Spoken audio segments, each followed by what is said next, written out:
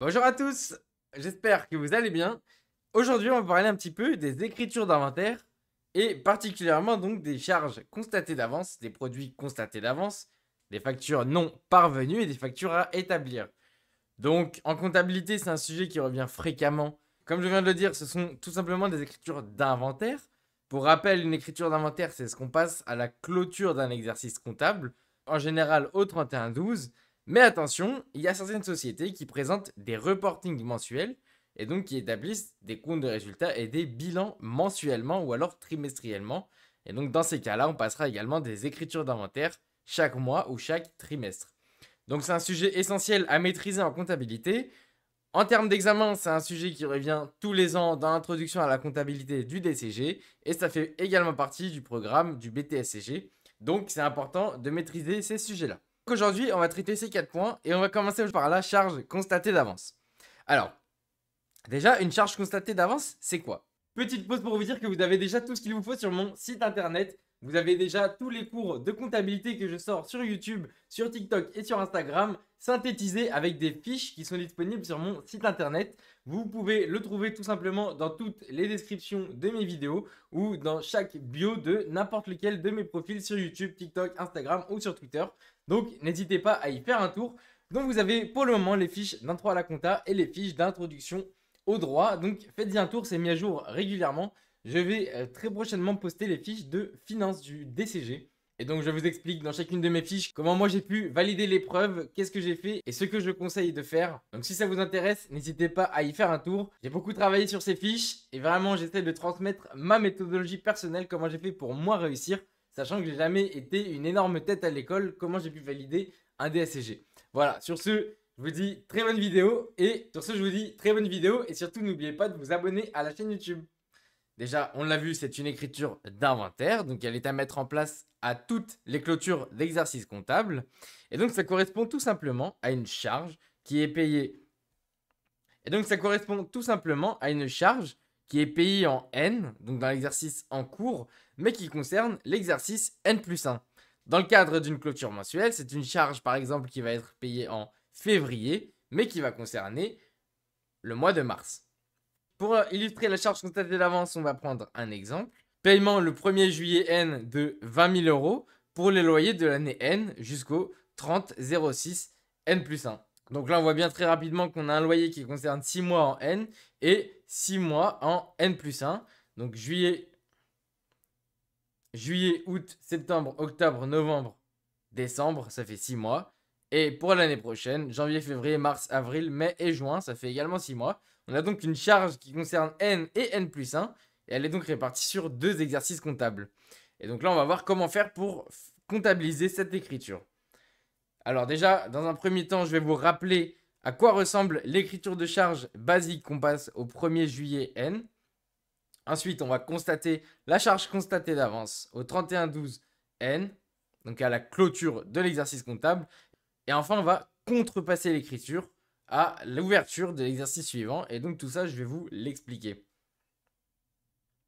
Alors l'écriture de charge classique, à quoi elle ressemble? Tout simplement à ça. Vous avez dans un premier temps le compte de location en 613 qui va être placé au débit puisque c'est une charge qui augmente. Si vous avez encore des difficultés avec ça, je vous invite à aller voir ma vidéo que je vous mets en haut. C'est la vidéo qui traite sur la logique comptable et sur le placement débit ou crédit des comptes comptables. Ensuite, on va avoir le compte de TVA collecté, évidemment, 44 566 également au débit pour 20% de la location. Et enfin, vous avez votre dette fournisseur. Le fournisseur est donc un passif puisque c'était une dette qui augmente et on la placera au crédit. Pour le montant TTC, donc 20 000 plus 4 000, 24 000 euros. Au moment du paiement, vous avez tout simplement la dette fournisseur qui va se solder, donc elle vient au débit. Et vous avez votre compte banque qui va diminuer. La banque étant un actif, on placera la diminution de la banque au crédit.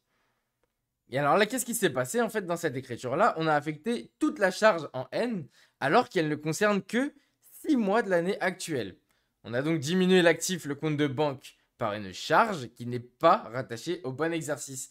Là, c'est-à-dire que dans notre compte de résultat, on va avoir une charge de location présente ici de 20 000 euros, alors que pour l'exercice N, du coup, on ne devrait avoir que 50% de cette charge, puisque c'est 6 mois sur 12. Ce qui veut dire qu'on devrait avoir non pas 20 000 euros, mais plutôt 10 000 euros de charge. Et c'est ce qu'on appelle le principe d'indépendance des exercices en comptabilité. C'est un des principes majeurs. Et si jamais on vous pose la question en examen, à quel principe font référence les écritures notamment d'inventaire, c'est généralement au principe d'indépendance des exercices. Et donc là, qu'est-ce qui va se passer? À la clôture de l'exercice comptable, ce qu'il va falloir faire tout simplement, comme on l'a dit tout à l'heure, dans le cas présent ici, il va falloir diminuer la charge que nous avions affectée au compte de résultats de 50%. Et on va donc augmenter notre situation patrimoniale globale à travers le bilan, à travers donc un actif de charge constatée d'avance qui sera placé en 486 pour 10 000 euros, à savoir la moitié de ce qu'on avait constaté dans la location.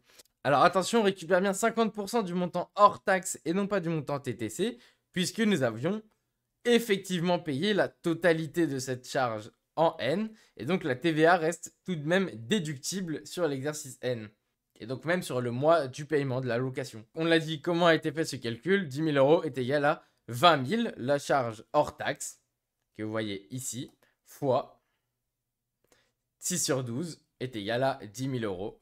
6 sur 12 fait bien sûr référence au nombre de mois auquel la charge doit être affectée sur N. Et donc là, à l'ouverture de l'exercice suivant, on va devoir contrepasser l'écriture. Pour quelle raison? Pour la simple et bonne raison que c'est tout simplement pour affecter l'écriture au bon exercice. Là, si jamais on reste comme ça dans nos comptes comptables, on va avoir tout simplement ici au bilan cette charge constatée d'avance qui va rester en permanence et cette location qui aurait été diminuée de 10 000 euros. Et donc, on les aurait perdus à tout jamais. Ça veut dire que les comptes ne reflèteraient plus une image fidèle de l'entreprise. Et donc là, en fait, à l'ouverture de l'exercice suivant, le fait d'augmenter les charges, le fait de remettre tout simplement la charge de location dans le compte de résultat, ça permet donc de bien présenter que nous avons payé 20 000 euros de charges locatives. Nos comptes sont bien équilibrés, nos comptes sont bien représentatifs de la réalité. Et donc là, voilà, pour contrepasser l'écriture, vous l'avez compris, c'est tout simplement, on reprend l'écriture qu'on avait passée à l'inventaire, mais on l'a fait à l'envers. Et donc là, voilà, comme je l'ai marqué en dessous, la charge liée au loyer N+1, période du 01/01 N+1 au 30 juin N+1, est donc désormais attribuée au bon exercice. Donc voilà pour la charge constatée d'avance. On va pouvoir passer au produit constaté d'avance. Et donc vous allez le voir, c'est le même principe, mais du côté des produits. Donc un produit constaté d'avance, c'est un produit qui est comptabilisé en N, mais relatif à l'exercice N+1. Donc par exemple, vous allez vendre 1 000 euros de marchandises au cours de l'exercice N. Le client nous a payé intégralement, mais nous, entreprise vendeuse, on n'a livré que 50% de la marchandise vendue. Donc ça veut dire qu'en fait, on n'a pas encore livré toutes les marchandises, mais pourtant, on a bien encaissé la totalité de la vente. Et donc là, vous vous rendez bien compte qu'il y a quand même un problème, et donc on va devoir passer un produit constaté d'avance. Comme pour la charge constatée d'avance, je vais vous rappeler la vente. Pourquoi je fais ce rappel de vente? En général, dans un exercice, vous allez avoir vos écritures classiques annuelles, vos opérations courantes. Et donc, au bout d'un moment, quand vous allez faire vos écritures d'inventaire, on va vous dire, par exemple, reprenez la facture numérotée XXX que vous avez passée ce jour-là. Et donc, procédez aux écritures d'inventaire liées à celle-ci. C'est pour ça que je vous fais un petit rappel de vente. Comme ça, vous pouvez également revoir comment passer une vente classique initialement. Là, on va tout simplement faire le rappel de vente. Donc, vous avez tout simplement votre compte client. C'est un compte d'actifs qui va augmenter pour l'entreprise puisque le client, c'est tout simplement toujours quelqu'un qui va nous apporter de l'argent et ça figure toujours à l'actif de l'entreprise, à l'actif du bilan. Si vous ne maîtrisez pas ça, encore une fois, je vous invite à aller voir cette fois-ci ma vidéo où je présente le bilan comptable. Enfin, vous allez voir votre compte de produits de vente de marchandises pour le montant hors taxe. Et un compte de produits qui augmente, c'est placé au crédit pour 1 000 euros. Et en parallèle, votre compte de TVA collecté, de la TVA que vous allez devoir payer à l'État, donc de 200 euros. Et c'est également donc une dette que vous avez envers l'État. C'est pour cette raison qu'elle est placée au crédit. Donc voilà pour le rappel de la vente. Voilà ici pour ce qui nous intéresse, le constat du produit constaté d'avance à la clôture de l'exercice. Donc encore une fois, c'est à la clôture de l'exercice comptable. C'est ça surtout qu'il faut bien retenir, c'est des écritures d'inventaire. Donc là, nous n'avons livré que 50% des marchandises vendues, il faudra donc diminuer le résultat de l'exercice en cours parce que sinon nous allons gonfler notre compte de résultat alors qu'on n'a pas encore consommé entre guillemets nos marchandises, on n'a pas encore livré surtout ici nos marchandises à notre client. Comment ça va se passer? Vous allez, exactement comme c'était fait tout à l'heure pour la charge constatée d'avance, vous allez devoir diminuer votre compte de vente de marchandises, votre compte de produit. Un compte de produit qui diminue, c'est toujours placé au débit. On a vu qu'on n'avait pas livré 50% de la marchandise. Vous allez devoir diminuer 50% de la vente hors taxe. Je rappelle que la vente avait été faite pour 1000 € hors taxe. Et donc ici, on va bien diminuer le compte de vente de marchandises pour 1000 € hors taxe fois 50%, à savoir le nombre de marchandises qui n'a pas été livré.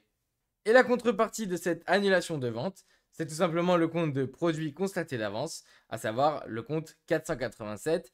Et ici, c'est donc un passif qui augmente. Pourquoi est-ce que ce compte est un passif? Nous avons une dette envers notre client de devoir lui livrer les marchandises qu'il a payées au cours de l'exercice N. Et donc, nous avons une dette envers notre client. C'est donc un passif qui augmente pour le montant que nous avions calculé au préalable, à savoir 50% de la vente hors taxe. Et donc, un passif qui augmente est toujours placé au crédit. Et enfin, comme tout à l'heure, à l'ouverture de l'exercice suivant, vous allez avoir tout simplement la contrepassation de l'écriture. Vous allez donc tout simplement passer votre écriture à l'envers. Le produit constaté d'avance va cette fois être un passif qui diminue et la vente de marchandises va cette fois être un produit qui augmente et donc placé au crédit pour le même montant que tout à l'heure. En général, donc, la seule difficulté qu'il y a dans les exercices, c'est d'identifier que nous sommes bien en présence d'une charge constatée d'avance ou alors d'un produit constaté d'avance. Les écritures en soi ne sont pas si compliquées. Et le deuxième point qui peut vous tromper, c'est de calculer le pourcentage qui doit être repris dans le bilan et dans le compte de résultats. Et alors attention, à chaque fois, ça correspond bien à ce qui n'a pas été livré. Et attention, à chaque fois, ça correspond bien à ce qui n'a pas été livré ou alors ce qui n'a pas été rattaché au bon exercice. Voilà pour les difficultés de la charge constatée d'avance et des produits constatés d'avance. Les écritures en soi en elles-mêmes ne sont vraiment pas compliquées et c'est quand même des points assez cadeaux dans l'UE9 de l'intro à la comptabilité. Et on va donc pouvoir passer au deuxième point, c'est-à-dire les charges à payer ou alors vous pouvez également les appeler les FNP, les factures non parvenues. Donc là, ce sont des écritures d'inventaire, encore une fois, comme les charges constatées d'avance et les produits constatés d'avance.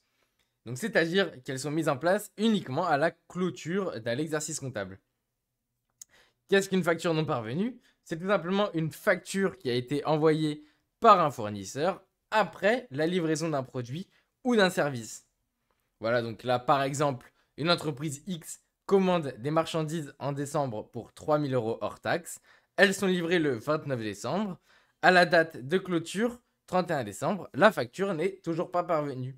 La facture arrive le 15 janvier N+1 et elle est d'un montant de 3300 € hors taxe. Et donc là, vous voyez bien le problème. Si nous, en comptabilité, nous n'avons ni la facture ni le paiement en banque, et pourtant les marchandises sont bien livrées le 29 décembre, vous comprenez bien qu'il faut rattacher ces marchandises à l'exercice N et non pas à l'exercice N+1, puisqu'elles concernent bien l'exercice N.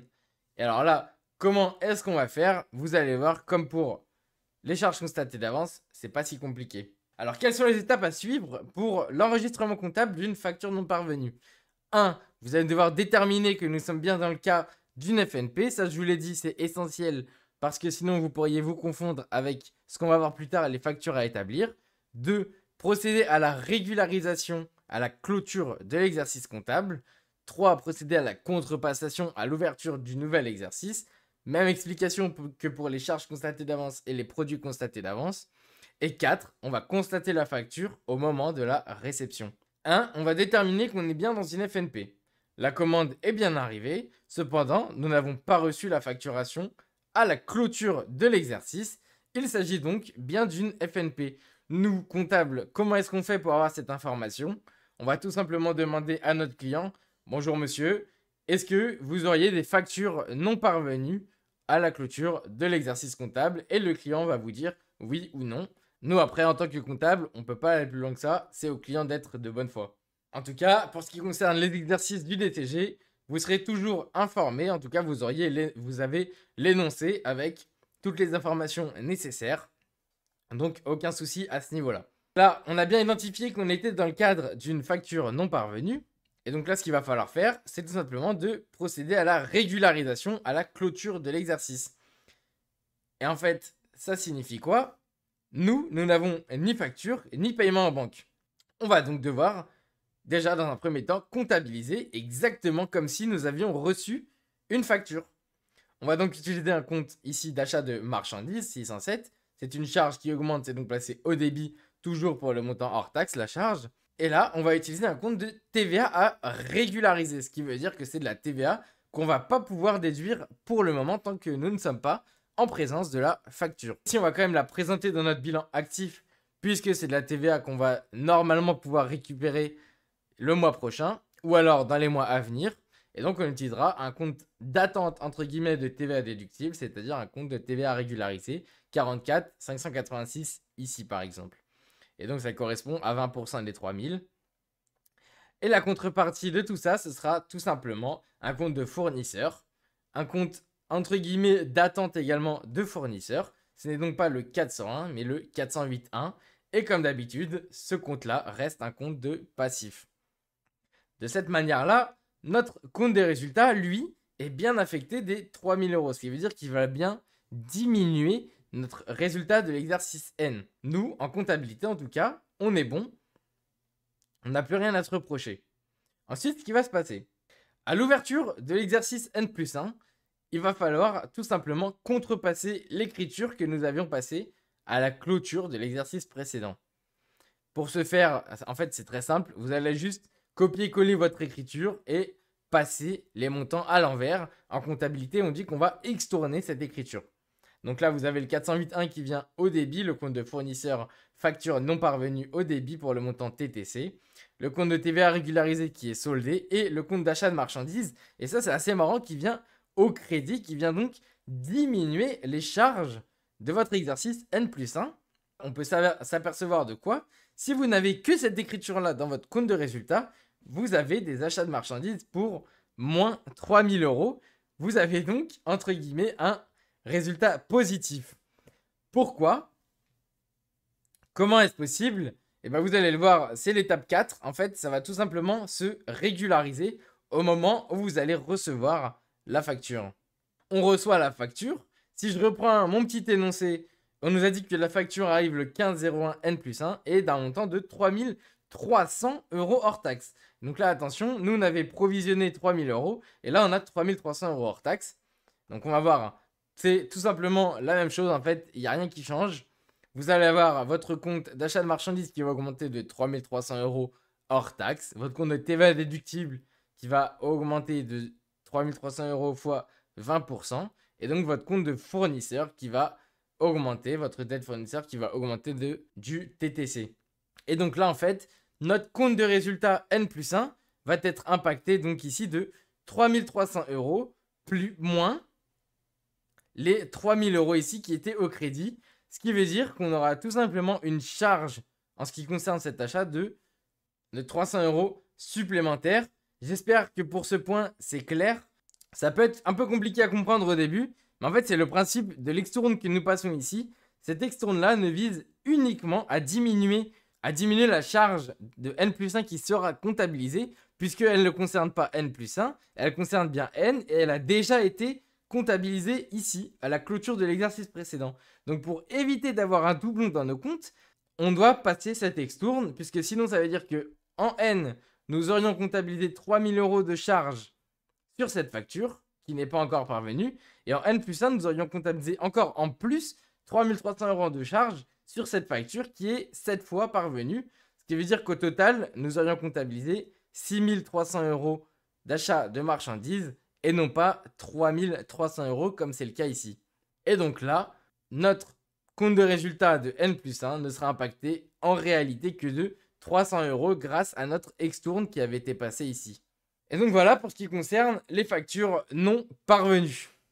Et donc voilà, comme je vous l'ai dit, en général au DCG ou en BTS, on vous demandera de présenter les écritures d'inventaire.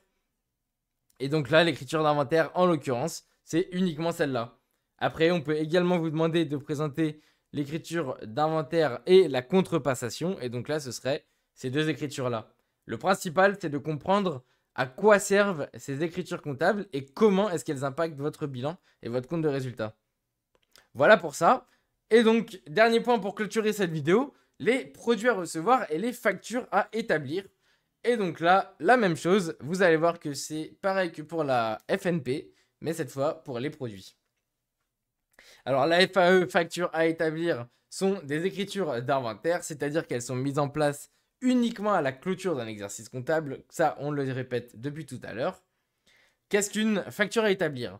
Ce sont des produits, donc les produits, on rappelle que c'est le compte 7 du plan comptable général, qui n'ont pas encore été facturés à la clôture d'un exercice comptable, alors que le bien est déjà livré. Ce sont des produits qui n'ont pas encore été facturés à la clôture d'un exercice comptable, alors que le bien est déjà livré. Par exemple, l'entreprise X livre 5 000 € hors taxe de marchandises à un client le 15 décembre N. L'entreprise X n'établit la facture que le 15 janvier N+1 pour 5 500 € hors taxe. Vous allez me dire, mais en pratique, comment est-ce que ça peut arriver? Et bien dans la vraie vie, vous avez par exemple des fournisseurs qui travaillent de manière récurrente avec des clients. Ces fournisseurs-là, ils ont l'habitude de livrer, par exemple, moi je suis un fournisseur de pâtes, je vais livrer Carrefour tous les 15 de chaque mois. Et donc, même sans en avoir discuté avec le client au préalable, je sais que le 15 décembre, par exemple, je vais livrer le client. Et donc, c'est une habitude qui revient en boucle tous les mois ou tous les trimestres. Je vais livrer mon client de tel montant, de telle somme de marchandises, par exemple. Et donc là, c'est possible qu'ils établissent des factures uniquement le mois d'après ou alors tous les 2 ou 3 mois d'après même. Donc là, voilà comment, dans quel cas pratique, est-ce que ça peut arriver d'avoir une facture à établir lorsque les fournisseurs travaillent de manière récurrente avec des clients. Et donc là, les étapes à suivre pour l'enregistrement comptable d'une facture à établir. 1. Vous allez devoir déterminer que nous sommes bien dans le cadre d'une facture à établir. 2. Il va falloir procéder à la régularisation à la clôture de l'exercice comptable. 3. Il va falloir procéder à la contrepassation à l'ouverture de l'exercice comptable suivant. Donc là, entre guillemets, constat du produit. Et 3. Suppression du produit qu'on voudrait constater en N+1 entre guillemets. Et 4. Constater la facturation à la date d'émission.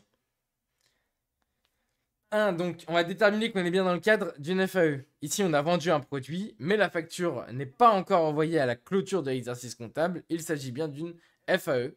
Même chose, comment faire dans la vraie vie? On va tout simplement, en tant que comptable, on va tout simplement demander au client, avez-vous des factures à établir? C'est-à-dire, entre guillemets, avez-vous vendu un produit pour lequel vous n'avez pas encore émis de facture? Et donc, le client de bonne foi va vous dire, oui, vous avez ce montant-là, ce montant-là, ce montant-là pour ce client-là, là et là. Voilà. Ou alors il va vous dire, non, j'ai rien vendu, en ce moment, ça marche pas, j'ai pas de chiffre d'affaires, je vends rien du tout, c'est catastrophique. Bref, en 2, vous allez donc procéder à la régularisation, à la clôture de l'exercice. Donc au 31 décembre, on le rappelle, ça peut être également le 30 septembre, par exemple, si vous avez un exercice décalé, ou ça peut être mensuellement, si votre entreprise doit faire des bilans, ou alors des comptes de résultats mensuellement, des reportings mensuels. Donc là, en l'occurrence, c'est le 31-12. On rappelle que dans l'exercice, la vente de marchandises a été de 5 000 € hors taxe. On va donc constater tout simplement une créance client sur facture à établir, le compte d'actifs 41,81 pour le montant TTC, 6 000 €. En fait, vous voyez bien que l'écriture suit le schéma exactement classique, sauf qu'on pose un petit peu tous les comptes en compte d'attente, sauf les comptes de PNL, donc de compte de résultat. Vous avez votre vente de marchandises de l'exercice N qui augmente bien de 5 000 €, c'est-à-dire que votre chiffre d'affaires de N augmente bien de 5 000 € puisque vous avez livré les biens en N. Et en contrepartie, vous avez une TVA collectée, entre guillemets, en attente. 44 587 TVA sur chiffre d'affaires de facture à établir. Vous n'allez pas encore la payer à l'État puisque vous n'avez pas encore encaissé. C'est un passif qui augmente pour 1 000 €. Voilà, les 6 000 € ici ont été trouvés tout simplement. 5 000 € le montant hors taxe, plus 1 000 €, sachant que c'est une TVA ici à 20%. 20% de 5 000 €, ça donne bien 1 000 €. Voilà, si jamais ici, je vous remets le petit schéma de savoir comment traiter un actif ou une charge, ou un passif ou un produit. Un actif lorsqu'il augmente est placé au débit. Un actif et une charge lorsqu'elle augmente est placée au débit. Lorsque les deux diminuent, c'est placé au crédit. Et inversement pour les passifs et les produits. Je vous le rappelle, tout ça, je l'ai expliqué dans la vidéo sur la logique comptable. Donc si ça vous intéresse, n'hésitez pas à aller voir cette vidéo. Et 3, on va contrepasser l'écriture à l'ouverture du nouvel exercice. Donc là, même chose, pour ne pas avoir de doublons de chiffre d'affaires augmenté ou de doublons de vente de marchandises, on va tout simplement diminuer nos comptes de produits et diminuer le compte de créance client. C'est ce qu'on appelle tout simplement une extourne. On régularise les comptes à l'ouverture du nouvel exercice. Donc là, vous reprenez votre écriture précédente et vous la passez à l'envers. Là, vous avez un compte de produit qui diminue, un compte de TVA collecté sur attente qui diminue et le compte de créance client qui va diminuer pour les mêmes montants que tout à l'heure. Et là, on le rappelle, encore une fois, le 15 janvier N+1, vous émettez la facture et finalement, vous l'émettez pour 5 500 € hors taxe et non pas pour 5 000 € hors taxe. Donc, on passe l'écriture classique de vente, 411 clients. C'est un actif qui augmente pour 6 600 € TTC. Vous avez votre compte de produits, vente de marchandises qui va augmenter pour 5 500 €. Et votre compte, cette fois, de TVA collecté de 1100 €. Et donc voilà pour ce qui est des factures à établir. C'est un sujet important à maîtriser. C'est des points vraiment cadeaux. Et si vous travaillez en cabinet comptable ou si vous êtes destiné à travailler en cabinet comptable ou même en entreprise qui établit des reportings mensuels, donc en PME ou des entreprises qui font des comptes consolidés, etc., il faut absolument que vous maîtrisiez ça. Franchement, c'est des points cadeaux comme je vous l'ai dit. Et si vous avez des questions par rapport à ça, mettez-moi un commentaire et je me ferai un plaisir de vous répondre. Et sur ce, moi je vous dis à bientôt pour une nouvelle vidéo.